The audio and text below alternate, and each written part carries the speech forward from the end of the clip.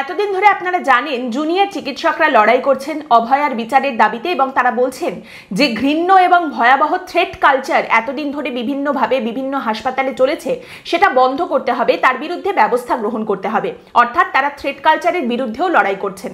কিন্তু এখন শাসক দলের তরফ থেকে বলা হচ্ছে যে থ্রেট কালচার আমরা চালাচ্ছি, মানে আমাদের দলের সঙ্গে যুক্ত লোকেদের বিরুদ্ধে থ্রেট কালচারের অভিযোগ কোথায়? দেখো, এই ডাক্তাররা তো থ্রেট কালচার চালাচ্ছে, ডাক্তাররা এখন হুমকি দিচ্ছে।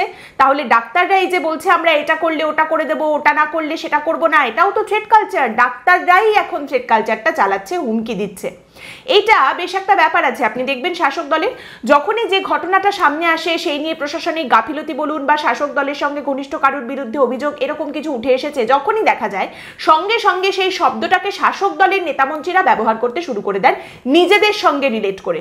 যেমন এর আগে এই কথাটা হয়তো আপনাদের আগেও বলেছি, যখন সেই যাদবপুরে একটি ছাত্র যে পড়তে এসেছিল, পড়াশোনা করতে এসেছিল এবং ভয়াবহ একটি ঘটনায় তার মৃত্যু হয়, তাকে খুন করা হয়, সেই অভিযোগ উঠে আসে, র্যাগিংয়ের অভিযোগ উঠে আসে, তখন হঠাৎ দেখা গেল নেতামন্ত্রীরা র্যাগিং শব্দটা ব্যবহার করতে শুরু করে দিয়েছেন, তাদের সঙ্গে নাকি র্যাগিং করা হচ্ছে। তখন শাসক দলের নেতামন্ত্রীদের ইডিসিবিআই ধরলেও তারা বলতে শুরু করেন এই যে ইডিসিবিআই আমাদেরকে সেই রকম ভয় দেখাচ্ছে, এরকম ভাবে ধরছে, হ্যারাস করছে, এটাও তো র্যাগিং, আমিও র্যাগিং এর শিকার, আমাকেও র্যাগিং করা হচ্ছে। তো এখন ওই রকম ভাবে থ্রেট কালচারটাকে উল্টো করে তারা নিজেদের ওপরে নিয়ে নিয়েছেন।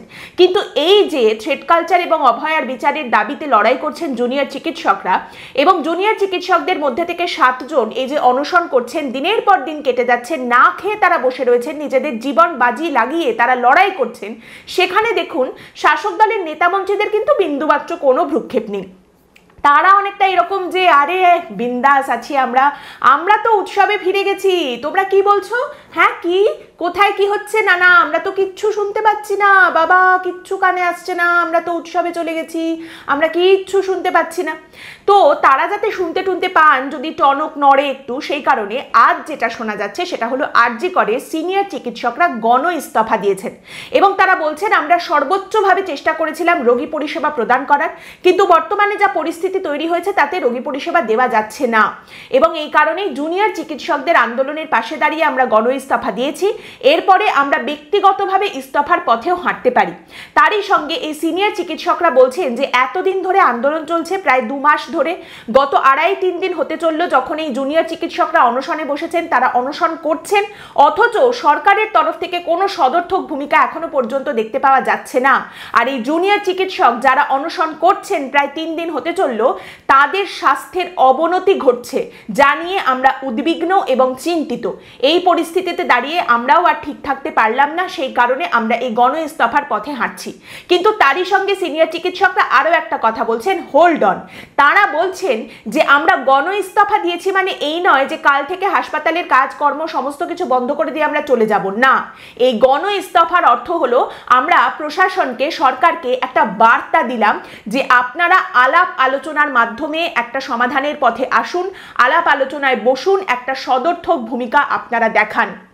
তারই সঙ্গে জানা যাচ্ছে মেডিকেল কলেজ হাসপাতালের কিন্তু যে সিনিয়র চিকিৎসকরা রয়েছেন তারাও এই গণ ইস্তফার পথে হাঁটতে পারেন, সেই হুঁশিয়ারি তারা দিয়েছেন। আজ তারা জানিয়েছেন 24 ঘন্টার মধ্যে জুনিয়র চিকিৎসকদের যে দাবি সেগুলো যদি পূরণ না হয় তাহলে তারাও গণ ইস্তফার পথে হাঁটবেন। তারাও বলছেন যে অনশনরত জুনিয়র চিকিৎসকদের স্বাস্থ্যের অবনতি ঘটছে, এই নিয়ে আমরা উদ্বিগ্ন, আমরা চিন্তিত এবং এরপরে 24 ঘন্টার মধ্যেও যদি এই দাবিগুলো পূরণ না হয় তাহলে আমরাও কিন্তু কাল থেকে গণ ইস্তফার পথে হাঁটবো। অর্থাৎ এই মুহূর্তে চিকিৎসকরা যেটা মনে করিয়ে দিতে চাইছেন প্রশাসনকে সেটা হচ্ছে আপনারা উৎসবে আছেন ভালো কথা, কিন্তু একটু সময় বার করে আপনারা টেবিলে বসুন, আলোচনা করুন, একটা সমাধানের পথে হাঁটুন, তা না হলে কিন্তু বিসর্জন পর্যন্ত অপেক্ষা করতে হবে না। জুনিয়র চিকিৎসকরা কিন্তু কর্মবিরতি তুলে নিয়ে কাজে ফিরে গেছেন, ওয়ার্ডে ওয়ার্ডে তারা রোগীদের পরিষেবা দিচ্ছেন, কিন্তু যে চিকিৎসকরা অনশন করছেন তাদের শেষ অস্ত্র হিসেবে যে অনশনে বসতে তারা বাধ্য হয়েছেন, সেই জুনিয়র চিকিৎসকদের স্বাস্থ্যের অবনতি ঘটছে এবং সেই নিয়ে যে তারা উদ্বিগ্ন, এই কথাটা কিন্তু সিনিয়র চিকিৎসকরা আজ স্পষ্ট করে দিয়েছেন। দেখুন, বিষয়টা হচ্ছে এই আন্দোলন যদি চাকরি প্রার্থীদের আন্দোলন হতো, স্বচ্ছ নিয়োগের দাবিতে রাস্তার ধুলোয় গড়াগড়ি খেয়ে পুলিশের মার খাওয়া তরুণ তরুণীদের আন্দোলন হতো, তাহলে সরকারের টনক নড়তো না। এখানে যদি আন্দোলনকারীরা বলতেন যে ডিএ তো আমাদের অধিকার, কেন দেবেন না, ডিএ দিন, তাহলে হয়তো সরকারের তরফ থেকে বলা হতো যে এত ঘেউ ঘেউ করবেন না, তো ঘেউ ঘেউ করে কোনো লাভ হবে না। কিন্তু এটা যেহেতু ডাক্তারদের আন্দোলন, তাই এখানে সরকারের টনক নড়তেও পারে। দুটো সমস্যা রয়েছে। এক হচ্ছে চিকিৎসক বানাতে সময় লাগে। সিভিক ভলেন্টিয়ার দিয়ে পুলিশের খামতি যেরকম এতদিন ধরে মেটানো হয়েছে, সেই রকম সিভিক ডাক্তার তো এখনো পর্যন্ত জোটানো যায়নি। তাই এই চিকিৎসকদের যে অভাব সেটা কিন্তু খুব ভালো করে টের পাওয়া যায়। এবং তারই সঙ্গে দ্বিতীয় কথা হচ্ছে যে আমাদের রাজ্যের যে স্বাস্থ্য ব্যবস্থা, যে স্বাস্থ্য পরিকাঠামো, বারবারই বলা হয়েছে যে আমরা এটাকে দারুণ আধুনিক করে দিয়েছি, আমরা এটাকে দারুণ ভালো করে দিয়েছি। কিন্তু সব সময় যে কথাটা উঠে আসে সেটা হলো শহর থেকে একটু দূরে গেলেই সঙ্গে সঙ্গে ওই মেরামত দিন রাত কেরামত ভারী, থুরথুরে বুড়ি তার ঝুরঝুরে বাড়ি, এইরকম পরিস্থিতি সামনে উঠে আসে। কোথাও সুতো নেই, তো কোথাও স্যালাইনে গন্ডগোল, তো কোথাও সুপার সেভি সুপার স্পেশালিটি হাসপাতালের অবস্থা। তো সেখানে দাঁড়িয়ে শাসক দলের কিছু লোকজন, কিছু অর্বাচীন লোকজন বলতেই পারেন যে ডাক্তাররা নাটক করছে, এদের দিকে পাত্তা দেওয়ার কোনো দরকার নেই, নস্যাৎ করে দিতেই পারেন তারা। কিন্তু আলটিমেটলি প্রশাসন খুব ভালো করেই জানে যে একদম শেষ লাইন অফ ডিফেন্স এই রাজ্যের যেটা রয়েছে, একটা শেষ সুতো এই রাজ্যের লজ্জার, যেটা এখনো অবধি পড়ে রয়েছে, সেই সুতোও যদি এবার বলতে শুরু করে নমস্কার ম্যাডাম আমি তাহলে চললাম, তাহলে তো হয়েই গেল। তাই এই মুহূর্তে এই জুনিয়র চিকিৎসক যারা অনশন করছেন নিজেদের জীবন বাজি রেখে, তাদের একটা শৌচাগারের ব্যবস্থা না করতে দেওয়া প্রশাসন, তাদের চৌকি কেড়ে নেওয়া প্রশাসন, তাদের জলের গাড়ি ঢুকতে না দেওয়া প্রশাসন এই মুহূর্তে বলছে যে তারা ভাবনা চিন্তায় হয়তো বসতে পারে। এই মুহূর্তে অনশনরত জুনিয়র চিকিৎসকদের মুখে কি করে অন্ন তুলে দেবার একটা গতি বের করা যায়, সেই নিয়ে নাকি নবান্নে আলাপ আলোচনা হতে পারে। তবে এইটাকে জয় হিসেবে একেবারেই ধরে নেওয়া যাবে না।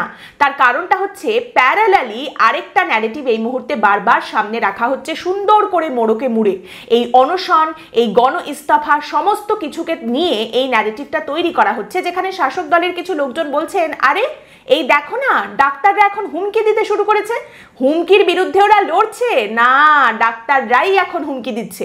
এই যে ওদের কথায় কথায় হুমকি, এটা করতে হবে, না হলে আমরা কর্মবিরতি করব, সিসিটিভি লাগাতে হবে, না হলে আমরা ডিউটিতে ফিরবো না, আমাদের দাবিগুলো মানতে হবে, সুরক্ষার ব্যবস্থা করতে হবে, থ্রেট কালচারের বিরুদ্ধে ব্যবস্থা করতে হবে, তা না হলে আমরা গণ ইস্তফা দিয়ে দেবো। এগুলো কি? এগুলো তো হুমকি। ডাক্তারেরা এখন হুমকি দিতে শুরু করেছে। মানে বিষয়টা দাঁড়াচ্ছে যে জুনিয়র চিকিৎসকরা বলছেন আমরা জীবনের বাজি রেখে অনশন করে লড়াই করতে রাজি আছি, কিন্তু যেখানে আমাদের প্রাণ নাশের আশঙ্কা আছে, প্রাণের ভয় নিয়ে এইভাবে আমরা ডিউটিতে ফিরতে রাজি নই। এটাকে কি বলা হচ্ছে? এটা হলো থ্রেট কালচার। এবং তারপর যদি ডিউটি করতে গিয়ে কোনো চিকিৎসক মারা যান, তখন কি বলা হবে? ন্যাক্কারজনক ঘটনা, অত্যন্ত দুঃখজনক ঘটনা। আর এই পরিস্থিতিরই যাতে বদল আসে, তার জন্য যদি কিছু দাবি সামনে রাখা হয়, সেটা কি হবে? আবারও থ্রেট কালচার। সাধারণত ক্ষমতার কাছে ভয়ের যদি কিছু থাকে, তাহলে সেটা হলো একমাত্র ক্ষমতার উৎসর সঙ্গে তার কতটা দূরত্ব তৈরি হয়েছে। আর দূরত্ব যদি তৈরি হয়ে থাকে, তাহলে সেটার অভিমুখ ঘোরানোর জন্য কি করা যেতে পারে? দেখুন, এই যে শাসকের রোষকে আটকে রাখে বা আটকে রেখেছে একমাত্র একটা জিনিস, ঢাল হয়ে কারা দাঁড়াচ্ছেন, সাধারণ মানুষ কি ভাবছেন, সাধারণ মানুষের কাছে কি বার্তা যাচ্ছে এবং সেই বার্তাকে কিভাবে বদলানো যায়। এই মুহূর্তে দাঁড়িয়ে শাসকের জন্য এই চিকিৎসকদের গণশত্রু হিসেবে একদম অফিসিয়ালি ডিক্লেয়ার করে দেওয়ার জায়গাটা আটকে রেখেছে এক এবং একমাত্র একটাই বিষয়, আর সেটা হচ্ছে এই সরকার এবং এই মুখ্যমন্ত্রী, এই প্রশাসনের এই চিকিৎসকদের দরকার। যদি দরকার না হতো, তাহলে সেই চাকরি প্রার্থীরা যারা রাস্তায় বসেছিলেন তাদের উপরে পুলিশের আক্রোশ নেমে আসার পরেও যেভাবে তিনি নীরবে ছিলেন, সেভাবেই তিনি আজও নীরবে থাকতেন। এই ডাক্তাররা নেতা নন। যদি নেতা হতেন, তাহলে মুকুল রায়, শুভেন্দু অধিকারীর মতো ঘটনা ঘটে যাওয়ার পরেও বাংলা নিজের মেয়েকেই চায় বলে নতুন কোনো ন্যারেটিভ উনি তৈরি করে ফেলতেন। এই ডাক্তাররা শিক্ষক শিক্ষিকাও নন যে এত বড় শিক্ষা দুর্নীতি সামনে আসার পরে, একাধিক স্কুল বন্ধ হয়ে যাওয়ার পরেও উনি হাসবেন, মজা দেখবেন এবং এই ভাবটা এরকম যে আরে লম্বা ছুটিতে চলে যাও, কি দরকার পড়াশোনা করে, সবাই আনন্দ করো। এই মুহূর্তে এই চিকিৎসকদের তার দরকার। দেখুন, মুখ্যমন্ত্রী অনেক কিছু পারেন, মুখ্যমন্ত্রী নেতাগিরি পারেন এবং মুখ্যমন্ত্রী দাবি করেন যে উনি কবিগিরি পারেন, উনি চিত্রকরগিরি পারেন, ওই কালো কোটটা কোথাও থেকে খুঁজে বের করে পড়ে নিলে তিনি ওকালতিটাও পারেন এবং তারই সঙ্গে তিনি গান পারেন, রীতিনীতি সংস্কৃতি সমস্ত কিছু জানেন এবং পারেন। সব কিছুই তার কাছে ডাল তরকারি। শুধু একটাই জিনিস যেটা তিনি নিজে ব্যক্তিগতভাবে পারেন না, সেটা হলো ডাক্তারি। আজ জুনিয়র চিকিৎসকদের আন্দোলন যেখানে তারা অনশন করছেন সেখানে পুলিশ জলের গাড়ি ঢুকতে দিচ্ছিল না, এই খবরটা সামনে উঠে এসেছে। এবং সেখানে একজন মহিলা চিকিৎসক পুলিশের সঙ্গে কথা বলতে বলতে, সংবাদ মাধ্যমের সঙ্গে কথা বলতে বলতে অলমোস্ট প্রায় কেঁদে ফেলছিলেন। আমি জানি না আপনারা সেটা দেখেছেন কিনা।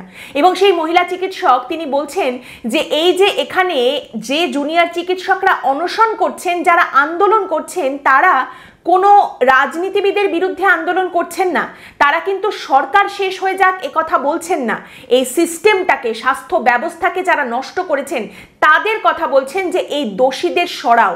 এবং এখানে আজ যদি আমরা হেরে যাই তাহলে যে মানুষগুলো এই ব্যবস্থাকে নষ্ট করেছে, প্রতিটা স্টেপে টাকা, ডাক্তার হওয়ার জন্য টাকার ব্যবস্থা করেছে, তাতে কিন্তু জনগণ হেরে যাবে। আজ থেকে 10 বছর পরে জনগণের ক্ষতি হবে। এবং সেই কারণেই এই যে আন্দোলন, এই যে অনশন, সেটা কিন্তু এই দোষীদের সরানোর জন্য। সরকারও যদি বলে যে আমরা দোষীকে সরাতে চাই, তাহলে এত প্রতিরোধ কেন এই অনশন, এই আন্দোলনের জন্য? আপনারা কিছু সদর্থক ভূমিকা দেখান, প্রোঅ্যাক্টিভ অ্যাকশন নিন। তাহলে আপনি ডাক্তারদের এই আন্দোলনকে এই মুহূর্তে অপছন্দ করতে পারেন, ঘৃণা করতে পারেন, ডাক্তারদের দাবিকে অন্যায্য বলতে পারেন, ডাক্তারদের অসৎ বলতে পারেন। আর যদি মনে করেন যে কেন এগুলো আপনি বলবেন, আপনি তো এমনটা ভাবছেন না, তাহলে জানিয়ে রাখি এই ডাক্তারদের প্রতিনিয়ত এই কথাগুলো বলা হচ্ছে, প্রতিনিয়ত তাদের এই কথাগুলো শুনতে হচ্ছে। কিন্তু বিষয়টা হচ্ছে, খেয়াল করে দেখবেন যে মমতা বন্দ্যোপাধ্যায় সম্পর্কে একটা সময় ইংরেজি কাগজগুলোয় একটা কথা লেখা হতো স্ট্রিট ফাইটার, আর তার সঙ্গে আরেকটা কথা তার জন্য বলা হতো strong opposition leader Mamata Bandyopadhyay সম্পর্কে, you can love her, you can hate her, but you can not ignore her. আর এইটা মমতা বন্দ্যোপাধ্যায়ের হাতে একটা বড় শক্তি ছিল। এবং মমতা বন্দ্যোপাধ্যায় শাসক হওয়ার পর, মুখ্যমন্ত্রী হওয়ার পরে এই ইগনোরেন্সটাই তার হাতে আবার একটা বড় শক্তি হয়ে এসেছে। যে এই ব্যাপারটা আমরা বারবার দেখেছি, কেঁদে কেটে রাস্তায় গড়াগড়ি খেয়ে কেউ মরে যাক, কিন্তু আমি ফিরেও তাকাবো না, আমি ইগনোর করব, আমরা তাকাবো না, আমরা দেখবো না। যখন আমার মনে হবে যে এটা ঠিক সময়, তখন আমি তাকাবো। যখন আমার মনে হবে যে ঠিক আছে এবার একটু তাকালে হয়, তখন আমি দেখব। তার আগে পর্যন্ত আমি জাস্ট ইগনোর করে যাব। এই মুহূর্তে এই জুনিয়র চিকিৎসকরা কিন্তু একেবারে মমতা বন্দ্যোপাধ্যায়ের সেই লাইনটা মুখ্যমন্ত্রীকে ফিরিয়ে দিচ্ছেন। আপনি এখানে দাঁড়িয়ে দেখুন, যে লাইনটায় অনেকে দাঁড়াতে চেষ্টা করেছেন, যে লাইনটায় মমতা বন্দ্যোপাধ্যায় একাধিকবার দাঁড়িয়েছেন, সেই লাইন এই ডাক্তারেরা কিন্তু তাকে ফিরিয়ে দিচ্ছেন। You can love them, you can hate them, but you can not ignore them. অনশন করতে করতে, ধুঁকতে ধুঁকতেও যারা হেরে যাবে না, যারা হারিয়ে যাবে না, যারা ঝুঁকে যাবে না, মনে রাখবেন তাদের হাতে কিন্তু অসহায়তা ছাড়াও অন্য পন্থা আছে। আজকের পর্ব এখানেই শেষ করছি। আপনাদের মতামত অবশ্যই জানাবেন। ভালো থাকবেন।